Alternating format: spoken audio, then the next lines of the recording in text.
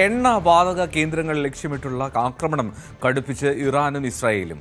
ഖത്തറിൽ ലോകത്തിലെ ഏറ്റവും വലിയ LNG കേന്ദ്രം ആക്രമിച്ചതോടെ ഇറാൻ എല്ലാ അതിരുകളും ലംഘിക്കുകയാണ് എന്ന് ഖത്തർ പ്രതികരിച്ചു. ഇറാനിലെ സൗത്ത് പാസ് ഗ്യാസ് ഫീൽഡിൽ ഇസ്രായേൽ ആക്രമണം നടത്തി. ഇറാൻ എംബസി ഉദ്യോഗസ്ഥരെ ഖത്തർ പുറത്താക്കി. പാർവതി ചേരുന്നുണ്ട് വിവരങ്ങളുമായി. പാർവതി, പശ്ചിമേഷ്യയിൽ അശാന്തിയാണ്. എന്താണ് ഏറ്റവും ഒടുവിലത്തെ അപ്ഡേറ്റുകൾ? എൽദോ, പശ്ചിമേഷ്യയിൽ സംഘർഷത്തിന് അയവില്ല എന്ന് തന്നെ വേണം മനസ്സിലാക്കാൻ. യുദ്ധം തുടങ്ങി 20 ദിവസം പിന്നിടുമ്പോൾ ഊർജ്ജ കേന്ദ്രങ്ങൾ ലക്ഷ്യമിട്ടുള്ള ആക്രമണമാണ് തുടരുന്നത്. ഖത്തറിൽ ലാസ് ലഫാനിയിലായിരുന്നു കഴിഞ്ഞ ദിവസം ഇസ്രായേലിന്റെ മിസൈൽ ആക്രമണമുണ്ടായത്. ഇവിടെ വലിയ നാശനഷ്ടമുണ്ടായി. ഖത്തറിലെ പ്രധാന വാതക ഹബ്ബ് കൂടിയാണ് ഈ കേന്ദ്രം. ഇവിടെ വലിയ നാശനഷ്ടങ്ങളാണ് ഉണ്ടായത്. ഇത് ഖത്തറിനെ വല്ലാത്ത രീതിയിൽ പ്രകോപിപ്പിച്ചിട്ടുമുണ്ട്. ഇറാൻ അതിര് കടക്കുന്നുവെന്നായിരുന്നു ഖത്തറിന്റെ പ്രതികരണം. ഇറാൻ നയതന്ത്ര ഉദ്യോഗസ്ഥരെ ഖത്തർ പുറത്താക്കുകയും ചെയ്തു. സെക്യൂരിറ്റി അറ്റാഷെ, മിലിറ്ററി അറ്റാഷെ, ജീവനക്കാർ എന്നിവർ 24 മണിക്കൂറിനുള്ളിൽ രാജ്യം വിടണമെന്നായിരുന്നു ഖത്തർ വിദേശകാര്യ മന്ത്രാലയത്തിന്റെ ഉത്തരവ്. ഒപ്പം തന്നെ സൗദി അറേബ്യ, അബുദാബി എന്നിവിടങ്ങളിലെ എണ്ണപ്പാടങ്ങൾ കേന്ദ്രീകരിച്ചും ആക്രമണമുണ്ടായി. എണ്ണ കേന്ദ്രങ്ങൾക്ക് നേരെ ഇറാന്റെ മിസൈൽ ആക്രമണമാണ് ഉണ്ടായത്. അബുദാബിയിൽ ഹബ്ഷാൻ ഗ്യാസ് കേന്ദ്രം, ബാബ് എണ്ണപ്പാടം എന്നിവിടങ്ങളിലും മിസൈൽ ആക്രമണമുണ്ടായി. ഇവിടെ ആർക്കും പരിക്കില്ല. പക്ഷേ ഇവിടുത്തെ പ്രവർത്തനം താൽക്കാലികമായി നിർത്തിവച്ചിട്ടുണ്ട്. ഒപ്പം തന്നെ ഇറാന്റെ ഊർജ്ജ കേന്ദ്രങ്ങളിൽ US ഇസ്രായേൽ ആക്രമണവും നടത്തി എന്ന വിവരവും പുറത്തുവരുന്നുണ്ട്. സൗത്ത് പാർസിൽ ആക്രമണം നടത്തിയെന്നാണ് റിപ്പോർട്ടുകൾ. ലോകത്തിലെ ഏറ്റവും വലിയ നാച്ചുറൽ ഗ്യാസ് ഫീൽഡാണ് ഈ സൗത്ത് പാർസ്. ഇത് ഇറാഖിനും ഖത്തറിനും ഇടയിലുള്ള ഓഫ്ഷോറിലാണ് ഈ കേന്ദ്രമുള്ളത്. അവിടെ ഇസ്രായേലും USുമാണ് ആക്രമണം നടത്തിയത്. ഇറാന്റെ ആകെ ഗ്യാസ് ഉൽപാദനത്തിൽ 70% സൗത്ത് പാർസിലാണ് ഉൽപ്പാദിപ്പിക്കപ്പെടുന്നത്. ഒപ്പം ഇന്ത്യൻ നേവി ഒമാൻ തീരത്ത് കൂടുതൽ പടക്കപ്പലുകൾ വിന്യസിച്ചു എന്ന റിപ്പോർട്ടുകളും പുറത്തുവരുന്നുണ്ട്. ഹോർമുസിലൂടെയുള്ള കപ്പലുകൾ കടന്നുവരുന്നതിന് സുരക്ഷ ഒരുക്കുന്നതിന്റെ ഭാഗമായാണ് ഇന്ത്യൻ പടക്കപ്പലുകൾ ഈ മേഖലയിൽ തമ്പടിച്ചിട്ടുള്ളത്. 22 കപ്പലുകളാണ് ഇന്ത്യ വിന്യസിച്ചത്.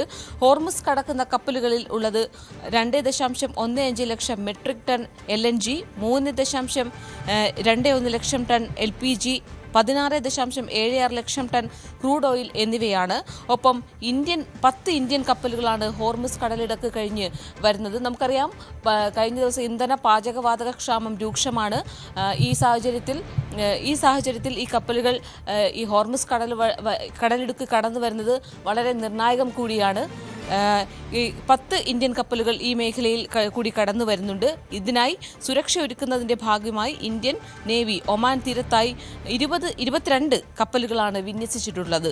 എൽദോ, പാർവതി, ഹോർമുസ് കടലിടുക്ക് വഴിയുള്ള ഈ കപ്പൽ ഗതാഗതം അത് വളരെ നിർണായകമാണ് ഇന്ത്യയെ സംബന്ധിച്ച്. ഇന്ത്യയിലും ഈ LPG ആശങ്ക അത് വേണ്ട എന്ന് പറയുമ്പോൾ പോലും പരമാവധി സംഭരിക്കുക എന്നുള്ള ഒരു കാര്യം നമ്മുടെ മുന്നിലുണ്ടല്ലോ. അപ്പോൾ കൂടുതൽ കപ്പലുകൾ ഈ LPGയുമായി വരും ദിവസങ്ങളിൽ ഇന്ത്യയിലേക്ക് എത്തുമെന്ന് പ്രതീക്ഷിക്കാമോ? ഹോർമുസിലെ ഗതാഗതം സുഗമമായിട്ടില്ല എങ്കിൽ പോലും. തീർച്ചയായിട്ടും ഇതിന്റെ ഭാഗമായി കൂടി തന്നെയാണ് എൽദോ, ഇന്ത്യ സുരക്ഷ ഒരുക്കുന്നതിന്റെ ഭാഗമായി കൂടിയാണ് കൂടുതൽ കപ്പലുകൾ ഈ മേഖലയിൽ വിന്യസിച്ചിട്ടുള്ളത്. ഇന്ത്യയുടെ 22 പടക്കപ്പലുകളാണ്. ഇന്ത്യൻ പതാക ഉയർത്തിയ 10 പടക്കപ്പലുകൾ ഈ മേഖലയിലുണ്ടെന്നും 10 പടക്കപ്പലുകൾ കടന്നു വരുന്നുണ്ടെന്നും 22 പടക്കപ്പലുകൾ ഇതിന് സുരക്ഷയൊരുക്കാനായി ഈ മേഖലയിൽ വിന്യസിച്ചിട്ടുണ്ടെന്നും അറിയിച്ചു. കാരണം നമുക്കറിയാം, ഇറാൻ ഈ ഹോർമുസ് കടലിടുക്ക് അടച്ചതുമായി ബന്ധപ്പെട്ട് ഈ മറ്റ് രാജ്യങ്ങളിലെ കപ്പലുകൾ വരുന്നത് പൂർണ്ണമായി തടയുന്നതിന്റെ ഭാഗമായാണ് ഇറാൻ ഹോർമുസ് കടലിടുക്ക് അടച്ചത്. ഈ കടലിടുക്ക് കടന്നു വരുന്ന കപ്പലുകളെ കത്തിക്കുമെന്നായിരുന്നു മുന്നറിയിപ്പ്. ഈ സാഹചര്യത്തിൽ നയതന്ത്ര തലത്തിൽ നടത്തിയ ചർച്ചയുടെ ഭാഗം കൂടിയായിട്ടാണ് ഇപ്പോൾ കൂടുതൽ കപ്പലുകൾക്ക് ഇന്ത്യയിലേക്ക് കടന്നു വരാൻ സാധിക്കുന്നത്. ഈ കപ്പലുകളിൽ വരുന്ന നമുക്ക് പൂർണ്ണ തോതിൽ ഈ പ്രതിസന്ധികൾ, പാചകവാതക ഇന്ധന പ്രതിസന്ധികൾ പരിഹരിക്കാൻ സാധിക്കില്ലെങ്കിൽ കൂടി ഈ കപ്പലുകൾ കടന്നു വരുന്നത് വലിയ ആശ്വാസം തന്നെയാണ് ഇന്ത്യക്കും. ശരി, പാർവതിയാണ് വിവരങ്ങൾ നൽകിയത്. എന്നാൽ പശ്ചിമേഷ്യ അശാന്തമാണ്. കൂടുതൽ പ്രശ്നങ്ങൾ അവിടെ വരുന്നു. പ്രത്യേകിച്ചും ഈ എണ്ണ വാതക കേന്ദ്രങ്ങൾ ലക്ഷ്യമിട്ടുള്ള ആക്രമണം അത് എത്രത്തോളം ഭയാനകമായി മാറുമെന്നുള്ളതാണ് പ്രധാന പ്രശ്നം. അപ്പോൾ അത്തരം ആക്രമണങ്ങളാണ് ഇപ്പോൾ നടക്കുന്നത് എന്നുള്ളതാണ് ആശങ്കപ്പെടുന്നത്.